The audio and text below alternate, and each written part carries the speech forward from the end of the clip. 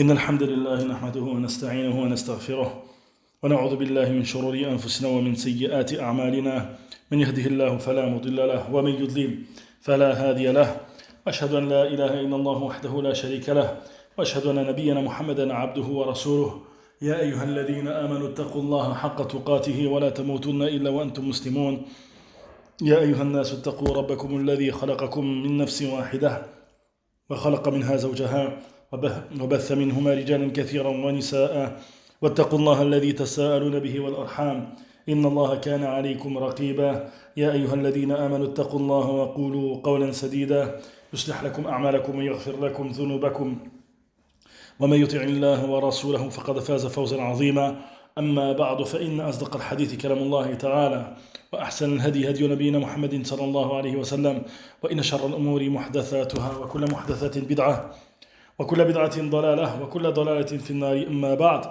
Donc on poursuit avec la lecture de cette risala de Cheikh Suleiman al-Ruhaili Hafidahullah Ta'ala au sujet des règles en rapport avec la jurisprudence de la famille fiqh al-usra, et on est toujours dans ce qui précède le mariage. On va parler durant ce cours de deux points, de deux choses: ce qui est en relation avec le jugement de la bague de fiançailles, ce qu'on appelle doblatul khutubah, et également ce qui est en relation avec la lecture de Suratul Fatiha et de leur jugement. فقال الشيخ حفظه الله تعالى: حكم دبلة الخطوبة. ودبلة الخطوبة خاتم يودع في ثاني أصابع اليد اليمنى بعد الخنصر وهو البنصر، ثم ينقل عند العقد إلى ما يقابله في اليد اليسرى، يسمى دبلة الخطوبة ثم دبلة النكاح. دبلة الخطوبة تكون في اليد اليمنى ثم عند العقد تنقل إلى اليد اليسرى، وهذا الخاتم إن كان من ذهب فهو حرام على الرجل مطلقا، سواء كان الذهب أصفر أو أبيض فهو حرام مطلقا، لأن الذهب حرام على الرجال. أما إن كان الخاتم من فضة بالنسبة للرجل أو من ذهب أو فضة بالنسبة للمرأة فما حكمه. Donc Cheikh nous dit que concernant le jugement de la bague de fiançailles, la bague de fiançailles est une bague qui est posée au niveau du deuxième doigt en partant de l'khunsur et de l'bunsur, c'est-à-dire qu'on parle ici de l'annulaire, du quatrième doigt. Donc on parle ici de l'annulaire. Parmi ce qui est connu, c'est le fait que cette bague est posée au niveau de ce quatrième doigt, donc de l'annulaire. Et ça, c'est ce qui est connu dans l'habitude des gens de manière générale. Donc c'est une bague qui est mise au niveau de l'annulaire, et on le met sur la main droite, et au moment du contrat de mariage, ce que les gens font, c'est qu'ils vont le mettre, ils vont transférer cette bague-là au niveau du doigt qui fait face à ce doigt-là, c'est-à-dire au niveau de l'annulaire de la main gauche. C'est-à-dire que la bague de fiançailles, ils la mettent au niveau de l'annulaire, le quatrième doigt de la main droite, puis ils vont le transférer au niveau du quatrième doigt de l'annulaire de la main gauche lors du contrat de mariage. Elle s'appelle Dublatul Khutubah, donc la bague de fiançailles, et on appelle ensuite bague de mariage, Dublatul Nikah. Cette bague-là, comme Cheikh le rappelle, donc, la bague, si elle est en or, elle est interdite de manière absolue pour les hommes. Pourquoi ceci? Car l'homme n'a pas le droit de porter de l'or. Porter de l'or, donc si elle est en or, elle est interdite de manière absolue pour l'homme. Peu importe qu'il s'agisse de l'or jaune ou de l'or blanc, elle est interdite de manière absolue. Et d'ailleurs, quand on parle d'interdiction de l'or pour l'homme, peu importe, ceci concerne à la fois l'or blanc et l'or jaune. Concernant son jugement, puis Cheikh nous dit, cependant, quel est son jugement? Si la bague est en argent pour l'homme, ou alors si elle est en or ou en argent pour la femme. Puisqu'à la base, bien évidemment, il n'est pas interdit à la femme de porter de l'or. Cependant, on parle de manière spécifique de cette bague de fiançailles. Quel est son jugement? Si elle est en argent pour l'homme, ou en or ou en argent pour la femme. فقال الشيخ: هل يجوز وضع دبلة الخطوبة ودبلة النكاح في اليد؟ والجواب أنه قد رخص فيه بعض المفتين، وقالوا إنه جائز لأنه مما جرى به العمل بين المسلمين فصار عنفا له. وقال شيخنا ابن عثيمين رحمه الله تعالى: الذي أراه أن وضع الدبلة أقل أحواله الكراهة. وقال: وحرمه بعض العلماء وهو الأظهر والله أعلم أنه حرام، لأن هذه إما أنه عادة النصرانية فيها اعتقاد، وعادة المشركين التي فيها اعتقاد لا تصبح جائزة إذا انتشرت بين المسلمين. Donc Cheikh nous dit, quel est le jugement du fait de mettre cette bague de fiançailles qui devient ensuite cette bague de mariage? La réponse est le fait que certains gens de science l'ont permis, certains qui ont émis des fatawas l'ont permis. Bien évidemment, la prépondérante, c'est que ceci n'est pas permis, on va développer cette question-là. Mais simplement, Cheikh rappelle ici la question divergence entre les gens de science. Certains l'ont permis, car ils ont dit qu'il s'agit de quelque chose qui fait partie de l'urf, de ce qui est connu au sein des musulmans. Donc ils ont permis ceci. Cependant, on va clarifier que même lorsque la chose se répand, se propage au sein des musulmans et que ça fait partie de quelque chose qui est connu au sein des musulmans, lorsqu'il y a une question qui est en relation avec la aqidah, la croyance, alors ceci n'est pas permis. On va développer pourquoi. Et Cheikh Ibn Uthaymin, rahimahullah ta'ala, a dit, et ce que je vois est le fait de mettre cette bague, le minimum, et le fait que ceci est détestable. Ceci ne signifie pas que Cheikh Ibn Uthaymin voit que c'est quelque chose de permis ou de détestable, mais il dit le minimum que l'on puisse dire. Et d'ailleurs, concernant cette question-là, je te renvoie à l'explication de Cheikh Ibn Uthaymin sur Kitab al-Tawhid, à l'explication de Cheikh Ibn Uthaymin, rahimahullah ta'ala, où il a parlé de cette question-là dans Kitab al-Tawhid, dans son sharh, Al-Qawl al-Mufid. Et Cheikh Suleiman nous rappelle et nous dit certains gens de science l'ont interdit. Et c'est ce qui est le plus apparent, wallahu a'lam, le fait que ceci est interdit. Car l'habitude, il s'agit d'une habitude, l'habitude des chrétiens à la base. Et c'est une question qui est en relation avec la croyance. Et on va développer cette question-là. Et l'habitude des associateurs, qui est en relation avec la croyance, elle ne devient pas permise même si elle se répand au sein des musulmans. Obligatoirement, tu dois la mémoriser afin de comprendre.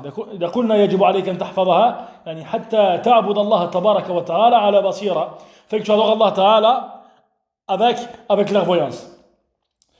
Il y a la base concernant l'aadat, la base concernant l'ibadat. La base concernant l'ibadat, c'est le fait que tu n'as pas le droit d'adorer Allah Azza wa Jal jusqu'à ce que tu aies une preuve prouvant que tu peux adorer Allah Azza wa Jal de cette manière. C'est le caractère interdit concernant la base dans ce qui est en relation avec l'adoration.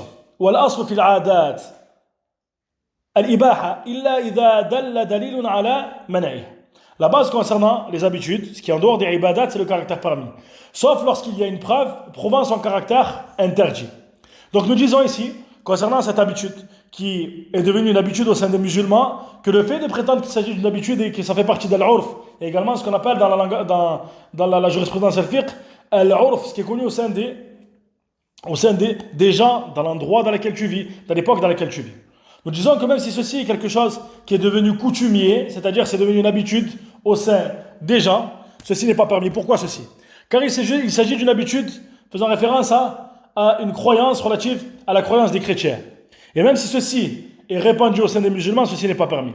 وهذه العادة هي عادة عند النصارى ويتعلق بها اعتقاد وذلك أنهم يقولون عند ذلك نعوذ بالله مما يقول الظالمون باسم الأب والابن والروح القدس ثم يوضع الخاتم في الأسبوع الرابع ويعتقدون أنه يحفظ به الزواج وأنه يدل على ديمومة الزواج ولذلك عند نقله من اليد اليمنى إلى اليد اليسرى يحرصون على عدم نزعه فتوضع اليدان متقابلتان أو متقابلة رؤوس أصابعهما ثم ينقل الخاتم من اليد اليمنى إلى اليد اليسرى بغير انفصال ثم يريدون تثبيتا بما يسمونه المحبس الذي يحبس خاتم الدبلة فلا يسقط فلأنهم يعتقدون أن هذا يرمز إلى ديمومة النكاح ويسببها فهذه عادة نصرانية مبنية على اعتقاد وقد ذكرت ما قرره العلماء من أن عادة غير المسلمين إذا كانت مبنية على اعتقاد فإن انتشارها بين المسلمين لا يجعلها مباحة. Donc Cheikh développe cette question-là, il nous dit cette habitude est une habitude des chrétiens qui est en relation avec la croyance. C'est le fait qu'ils disent, et ils disent Na'udhu billahi mimma yaqulu adh-dhalimun, comme Cheikh le rappelle, cherchant le refuge auprès d'Allah, contre ce que disent les injustes. Ils disent au nom du Père et du Fils et d'Ar-Ruh al-Qudus et du Saint-Esprit, comme ils le disent, Wallahu al-Musta'an. Et ils disent, et c'est pour ça qu'Allah Ta'ala dit dans le verset Laqad kafara alladhina qalu inna Allaha thalithu thalatha. Certes, on mécru ceux qui ont dit qu'Allah est le troisième de trois. Donc lorsque tu es dans une situation où tu t'apprêtes à contracter un contrat de mariage, fattaqillah ala kulli hal. Crains Allah tabaraka wa ta'ala. C'est-à-dire que cette bague qui paraît une bague qui est devenue une habitude au sein des gens, et il y a un impact concernant celle-ci dans ce qui est en relation avec quoi? Avec la croyance. Et pas n'importe quoi. Dans ce qui est en relation avec le shirk, le plus immense des péchés. Donc Cheikh nous dit ici, puis ils mettent la bague au niveau du quatrième doigt. Au niveau du quatrième doigt, donc au niveau de l'annulaire. Et ils croient, c'est-à-dire fait partie de leur croyance, de leur aqidah, le fait que cette base est une cause de préservation du mariage. Le fait que le mariage perdure. Lorsqu'ils auront mis cette bague, Wallahu al-musta'an. C'est pour cela que et on a dit précédemment qu'ils la mettent au niveau de la main droite, donc de l'annulaire droit, et ils la transfèrent au niveau de l'annulaire gauche lors du contrat de mariage. Et Cheikh nous dit, c'est pour ça que lorsqu'ils transfèrent cette bague de la main droite à la main gauche, ils font en sorte de ne pas l'arracher. C'est-à-dire qu'ils vont faire en sorte de faire face, à ce que les deux mains se fassent face l'une à l'autre, comme si tu réunissais tes deux mains, de manière à ce que tes doigts soient en contact au niveau du bout des doigts, et ils vont transférer cette bague sans que cette bague ne sorte en réalité de ses mains, puisqu'en fait elle va passer de la main droite à la main gauche de cette manière, de manière à ce que les doigts ne soient pas séparés l'un de l'autre. Pourquoi ceci? Car ils croient, fait partie de leur croyance, que ceci est une cause de préservation du mariage. Et ils vont rajouter à ceci ce qu'on appelle le mahbis, c'est-à-dire une forme d'anneau qui va empêcher cette bague de fiançailles ou de mariage de tomber. C'est-à-dire qu'en plus ils vont ajouter, c'est comme s'ils faisaient les causes afin d'entretenir leur aqidah et de mettre un anneau supplémentaire qui va être une cause que cette bague-là ne tombe pas. Wallahu musta'an. Car ils pensent que c'est une cause afin que le mariage perdure.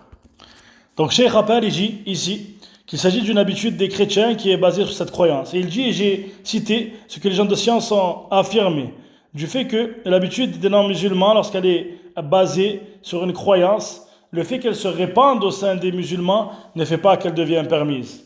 ثم قال الشيخ وإما أنها عادة قديمة قيل عند الإغريق وقيل عند الفراعنة وهم يعتقدون أن وضع الخاتم سبب للمحبة والمودة لأنهم يعتقدون عرق القلب يمر بالبنسر في اليسرى واليمنى فإذا وضع في البنسر فإنه يحبس هذا العرق ويسبب المودة والمحبة بين الزوجين وفعل الدبلة بهذا الاعتقاد شرك أصغر لأنهم يجعلون ما ليس سببا سببا وجعلوا ما ليس سببا سببا شرك أصغر وما إذا اعتقد أن هذا الخاتم هو الذي يوجد المحبة بين الخطيبين والزوجين فهذا شرك أكبر والعياذ بالله.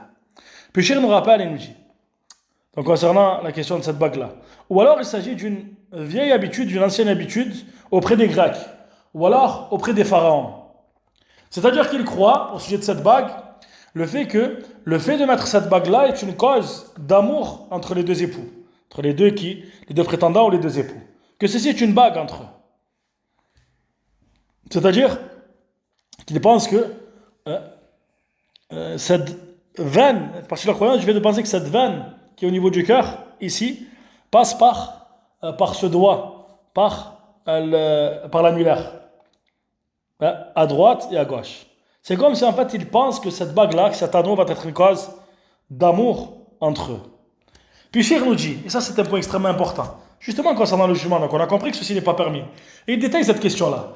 Il dit que si la personne pense, concernant le jugement de cet anneau, si la personne pense à cette croyance-là, c'est-à-dire le fait que cet anneau est une cause de préservation du mariage ou une cause d'amour entre les deux époux, on parle simplement d'une cause ici.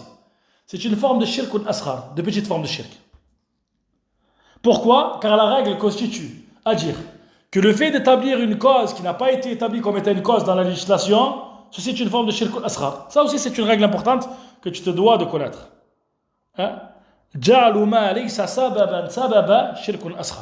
Le fait que tu fasses que quelque chose dont il n'a pas été prouvé qu'il s'agit d'une cause dans la législation est une cause, alors qu'il n'y a aucune preuve à ce sujet, c'est une forme de shirk asghar. Cependant, s'il pense que cette bague, que cet anneau impacte de lui-même, c'est-à-dire que c'est cet anneau qui apporte l'amour entre les deux époux, c'est une forme de shirk akbar wal iyad billah. Que signifie ceci? Ceci signifie qu'il sort de la religion. Nasallallahu salamata wal afiya. Wallahu al-musta'an. C'est pour cela que ces questions-là, ce qui t'incombe d'apprendre dans un premier lieu et dans un premier temps, c'est les questions qui sont en relation avec l'aqida. Bien évidemment que ces sujets-là, les sujets qui sont en relation avec le mariage, les règles conjugales, est quelque chose qui va intéresser de nombreuses personnes par rapport à ce que ça implique au quotidien. C'est un sujet évidemment important, extrêmement intéressant. Mais la première des choses que tu te dois de préserver avant toute chose, afin de ne pas tomber dans ce genre de danger lorsque tu devras interagir de cette manière-là, lorsque tu devras demander la main d'une femme, ou alors lorsque tu voudras te marier par exemple, ou autre que ceci. C'est le fait d'apprendre ta aqida. Car lorsque tu auras appris les fondements de ta religion, alors tu seras plus apte à effectuer ce que tu dois effectuer et à accomplir ce que tu te dois d'accomplir et t'écarter de ce qui est interdit. Ce n'est pas une mince affaire. On est en train de parler durant ce cours d'une bague de fiançailles et d'une bague de mariage. Quelles sont ses conséquences? Al-shirk. Innahu man yushrik billah faqad harrama Allahu alayhi al-jannah wa ma'wahu an-nar wa ma lidh-dhalimin min ansar. Quiconque associe à Allah, Allah lui a interdit le paradis. Et son refuge est l'enfer. Il n'y a pas de secoureur pour les injustes. Donc ce n'est pas une mince affaire. Ce n'est pas une mince affaire.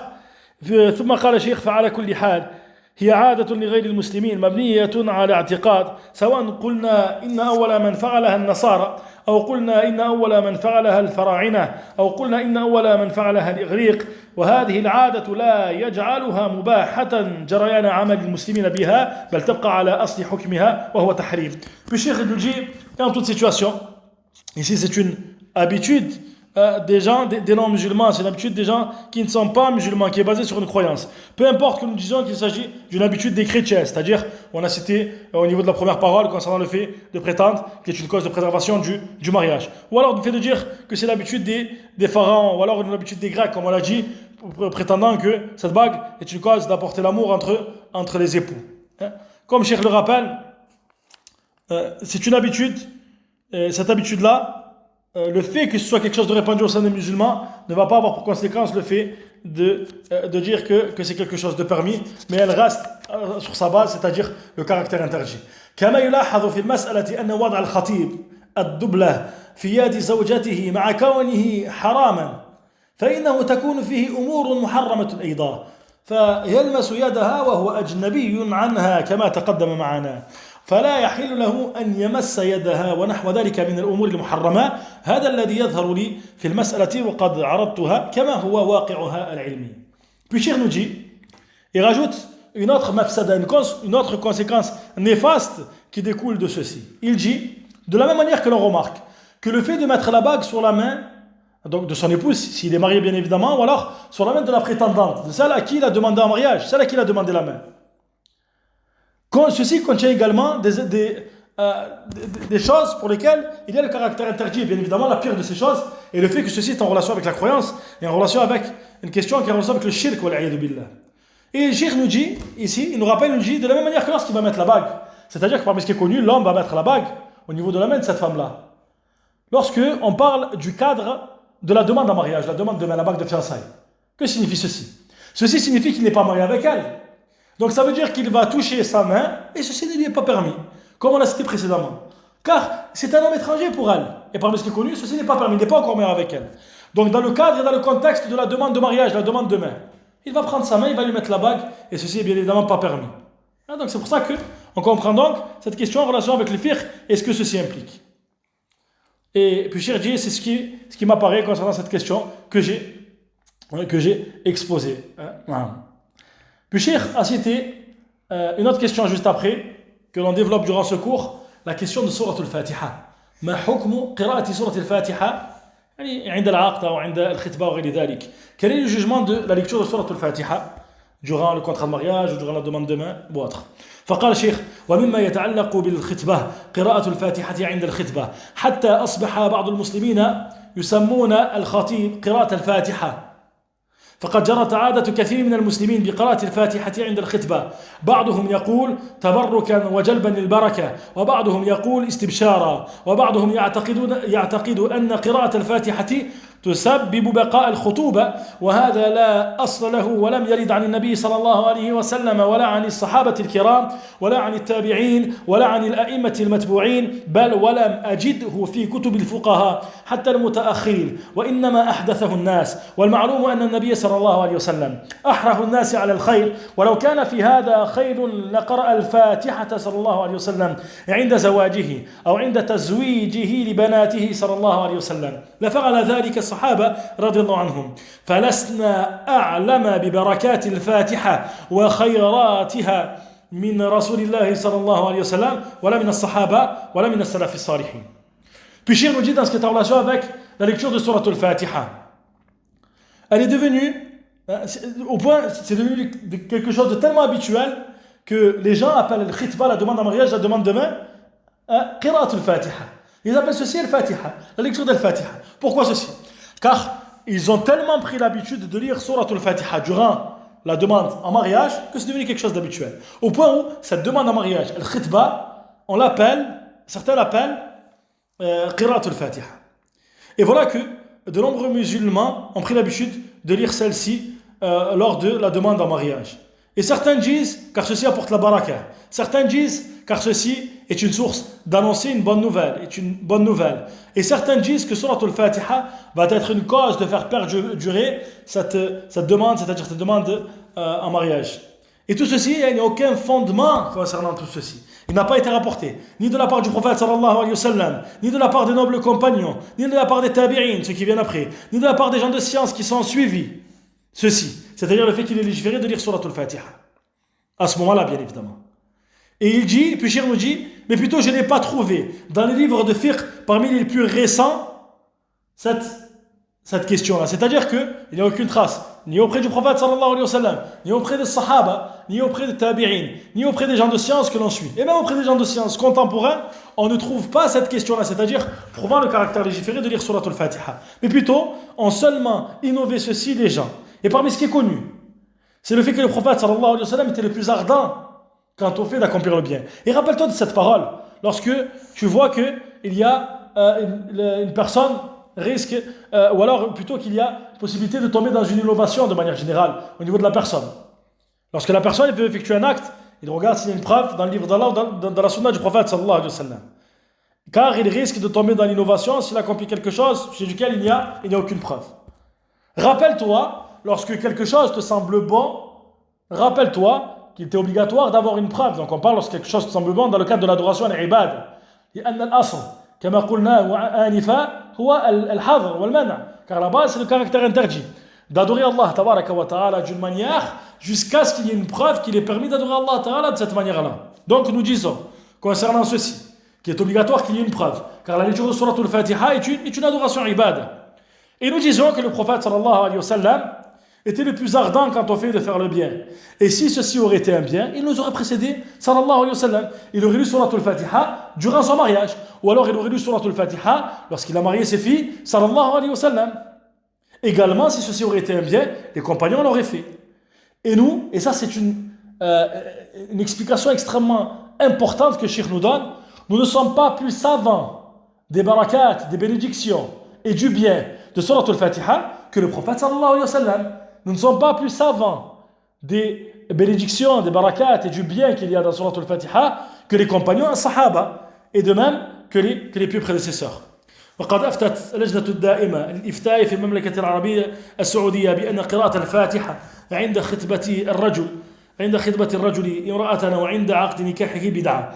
وسئل شيخ الفقيه الإمام ابن عثيمين رحمه الله تعالى عن قراءة الفاتحة عند عقد الزواج هل هي مشروعة؟ فأجاب رحمه الله تعالى بقوله هذا ليس بمشروع بل هذا بدعة. وقراءة الفاتحة أو غيرها من السور المعينة لا تقرأ إلا في الأماكن التي شرعها الشرع فإن قرأت في غير الأماكن تعبدا فإنها تعتبر من البدع. وقد رأينا كثيرا من الناس يقرؤون الفاتحة في كل المناسبات حتى إننا سمعنا من يقول اقرأوا الفاتحة على الميت وعلى كذا وعلى كذا وهذا كله من الأمور المبتدعة ومنكرة. فالفاتحة وغيرها من السور لا تقرأ في أي حال وفي أي مكان وفي أي زمان إلا إذا كان ذلك مشروعا بكتاب الله أو بسنة رسول الله صلى الله عليه وسلم وإلا فهي بدعة ينكر على فاعلها.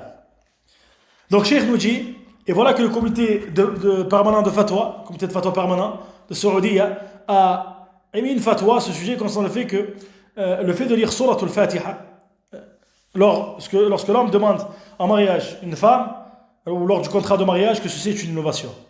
Et il a cité la parole de Cheikh Al-Uthaymin juste après, et il a dit rahimahullah ta'ala au sujet de la lecture de Surat al-Fatiha. Donc quel est le jugement? La question qu'on lui a posée, c'est quel est le jugement de la lecture de Surat al-Fatiha lors du contrat de mariage? Est-ce que ceci est légiféré? Il a répondu rahimahullah ta'ala, ceci n'est pas légiféré, mais plutôt ceci est une innovation.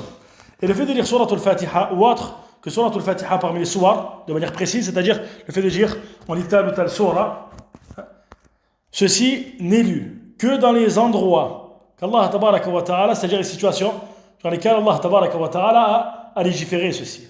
donc il a été légiféré. Si elles sont liées dans des situations, donc si elles sont lues, si elles sont lues, donc si on lit ces soirs ou ces versets dans des situations à titre d'adoration d'Allah tabaraka wa ta'ala, c'est-à-dire dans des situations où il n'a pas été rapporté qu'il est légiféré de lire à ce moment-là, ceci est considéré comme des innovations. Et nous avons vu de nombreuses personnes qui lisent Al-Fatiha en toute situation. Ils lisent Surat Al-Fatiha en toute situation au point où nous entendons qu'ils disent lisez Surat Al-Fatiha sur le mort et lisez telle surah dans telle situation et lisez la surah dans telle situation. Et tout ceci fait partie des affaires innovées et condamnables et blâmables. Surat Al-Fatiha et autres parmi les soirs, on ne la lit pas en toute situation et à tout endroit et à tout moment. C'est-à-dire qu'on ne la lit pas, Surat Al-Fatiha, ou autre parmi les soirs. On ne la lit pas en toute situation, ou à tout endroit, ou à tout moment, sauf lorsqu'il a été légiféré dans le livre d'Allah, tabaraka wa ta'ala, ou dans la sunna du prophète, sallallahu alayhi wa sallam, de la lire. Sinon, c'est-à-dire, si on la lit dans autre que ces situations, alors elle fait partie des innovations et on condamne et on blâme son auteur. وسئل الإمام الألباني رحمه الله تعالى عن قراءة الفاتحة عند الخطبة فقال لم ترد وله عدة أجوبة كلها حول هذا الأمر وأنها غير مشروعة. Puis Cheikh Suleiman nous dit, et l'imam Cheikh Al-Albani رحمه الله تعالى a été questionné au sujet de Surat Al-Fatiha lors de la demande en mariage, et il dit لم ترد, c'est-à-dire ceci n'a pas été rapporté. Ceci n'a pas été rapporté, et il a plusieurs réponses qu'il a citées au sujet de cette affaire-là, c'est-à-dire concernant le fait que ceci n'est pas légiféré. ثم قال الشيخ وقول بعض المفتين المعاصرين إن هذا ليس بدعة وإنه جائز لأن الفاتحة هي 7 المثاني وفيها غير سديد لأنه لا يشك مؤمن في فضل الفاتحة لكن الكلام هل شرع لنا أن نقرأ الفاتحة عند الخطبة أو لم يشرع؟ هذه هي القضية ليس الخلاف في فضل الفاتحة بل المسلمون مجمعون على فضلها ولو شك أحد في فضل الفاتحة لكفر لكن القضية التي تبحث هل شرع أن تقرأ الفاتحة من باب تبرك أو استبشار عند الخطبة فإن قالوا نعم قلنا أين الدليل وإن قالوا لا قلنا إن قراءة كلام الله تعالى لا تكون إلا عبادة ولا تبنى إلا على التوقيف ولا يجوز أخذها بالعواطف ولا يجوز أخذها بالكلام العام وإنما تبنى على الأدلة والتوقيف. Puis Shir nous dit, quant à la parole, cite cette parole puisque tu peux trouver cette parole-là. Certains qui émettent des fatwas parmi les gens contemporains qui disent que ceci n'est pas une innovation, qui prétendent que ceci n'est pas une innovation. Ils disent que ceci est permis car Surat Al-Fatiha est Sab'a al-Mathani, c'est-à-dire Allah Azza wa Jal, rappelez, il a cité Sab'a al-Mathani dans le Coran et il a été dit dans le tafsir de ce verset-là qu'il s'agit de Surat Al-Fatiha. Et ainsi, le fait de prétendre qu'il s'agit de Sab'a al-Mathani, ceci n'est pas quelque chose que l'on renie, cependant, le fait de prétendre que ça ne fait pas partie des bid'a, ceci n'est pas acceptable. Ceci n'est pas une parole correcte. Puis Cheikh dit, et c'est une parole, écoute cette parole, la sagesse dans la da'wa de Cheikh et la manière dont il apporte l'argument de manière claire, un argument irréfutable. Il dit, certes, le croyant ne doute pas concernant le mérite de Surat Al-Fatiha. Nous ne sommes pas en train de parler du mérite de Surat Al-Fatiha, du fait qu'il y a beaucoup de barakah dans Surat Al-Fatiha. Nous disons, l'affaire est la suivante. Nous disons, est-ce qu'il est légiféré de lire Surat Al-Fatiha durant la demande de mariage ou pas? Telle est l'affaire. Nous ne parlons pas du mérite immense de Surat Al-Fatiha. Et d'ailleurs, nous pouvons dire aussi également que Surat Al-Fatiha est la meilleure des surahs. La meilleure des surahs du Coran est Surat Al-Fatiha. Le meilleur des versets est Ayatul Kursi. Et autres parmi les mérites. Mais cependant, l'affaire consiste au fait de dire, est-ce qu'il est légiféré de lire Surat Al-Fatiha lors de la demande de mariage ou pas? Donc, il n'y a pas de divergence concernant le fait de parler du mérite de Surat Al-Fatiha. Mais plutôt, les musulmans sont unanimes concernant son mérite. Et plutôt, nous disons que si un parmi les musulmans doute du mérite de Surat Al-Fatiha, il mécroit. Si quelqu'un parmi les musulmans doute du mérite de Surat Al-Fatiha, la conséquence est le fait qu'il mécroit. Cependant, l'affaire que nous citons, c'est-à-dire au sujet de laquelle nous parlons de cette recherche-là, consiste au fait de dire, est-ce qu'il est légiféré de lire Surat Al-Fatiha à ce moment-là, lors de la demande en mariage, afin d'apporter la baraka, afin d'apporter la réjouissance et la bonne nouvelle à ce moment-là? S'ils disent oui, nous disons où est la preuve. Pourquoi ceci? Car on a cité la règle en début de cours en disant que la base concernant l'acte d'adoration est le caractère interdit. Donc si tu prétends que lire Surat Al-Fatiha est une source de baraka, de bénédiction du fait que la demande en mariage est quelque chose qui va perdurer, apporter le bien pour les deux époux, nous disons apporte une preuve. Dis apportez vos preuves si vous êtes véridique. S'il te dit oui, nous disons apporte ta preuve. S'il te dit non, à ce moment-là, il n'est pas légiféré ceci. Nous disons le fait de lire la parole d'Allah tabaraka wa ta'ala ne peut pas être autre chose qu'une adoration. Le fait de lire la parole d'Allah tabaraka wa ta'ala ne peut pas être autre chose qu'une adoration. Comme tu lis, par exemple, le Coran durant la prière, ou comme tu lis, par exemple, certains versets ou certains adhkar, durant les différents adhkar al-naum et autres, et ainsi de suite. Comme lorsque tu pratiques, par exemple, al-ruqya et autres parmi les actes d'adoration qui sont légiférés. Lorsqu'on parle de ruqya, on parle de ruqya shar'iyya, celle qui est légiférée, et ainsi de suite. Donc nous disons que la lecture de la parole d'Allah tabaraka wa ta'ala ne peut être qu'une adoration. Ainsi, elle n'est basée que sur at-tawqif, c'est-à-dire le fait qu'il ne nous est pas permis d'adorer Allah tabaraka wa ta'ala de manière dont nous n'avons pas la preuve qu'il est légiféré d'adorer Allah ta'ala de cette manière-là, et on ne se base pas sur ces choses-là, on ne se base pas sur les émotions, sur les habitudes, sur les sensations, sur ce qui nous semble bon. Et malheureusement, on remarque que l'istihsan, l'awatif, toutes ces choses sont des causes qui sont des sources d'innovation au sein des gens, car ils font non pas ce qui a été légiféré parfois, mais ce qui leur semble bon, ce qu'ils ont vu faire durant leur vie, sans qu'il n'ait forcément la preuve quant à ceci. Et ceci nous montre l'importance de l'apprentissage de la science religieuse. Et Cheikh nous dit, il ne nous est pas permis de prendre une parole générale concernant l'adoration, car elles sont basées sur les preuves, l'adillah et at-tawqif, c'est-à-dire le fait que tu n'as pas le droit d'adorer Allah tabaraka wa ta'ala d'une manière dont il n'a pas été légiféré. Donc ça c'est pour ce qui est relatif au jugement de Surat al-Fatiha. Et d'ailleurs, on peut parler de cette parole-là, bien évidemment, que ce soit lors de la demande en mariage ou autre. Parole générale, Wallahu al-musta'an. Donc on a terminé ici pour ce cours, et on a terminé de ce qui est en relation notamment avec tout ce qui est autour de la demande de main, ce qui précède le mariage, avec ce cours et les cours qui ont précédé, des sujets qui sont extrêmement importants, comme on l'a dit, car ce sont des choses qui vont parfois conditionner la suite, notamment en fonction de ce qui va être pratiqué, en tout cas qui vont avoir une part extrêmement importante dans ce qui va suivre. Et lors du prochain cours, Inch'Allah ta'ala, on parlera concrètement de ce qui est en relation avec le contrat de mariage. Concrètement, de ce qui est en relation avec le contrat de mariage, ce qui est en relation notamment avec l'arkan et shurut, c'est-à-dire on commencera à parler notamment des piliers, ce qui est en relation avec les piliers du mariage, et également parmi ce qui suit, ce qui est en relation avec également shurut, les conditions, notamment la différence entre ces termes-là. Wallahu ta'ala a'lamu wa ahkam, subhanaka Allahumma bihamdik, ashhadu an la ilaha illa anta astaghfiruka wa atubu ilayk, wa akhiru da'wana anil hamdulillahi rabbil alamin.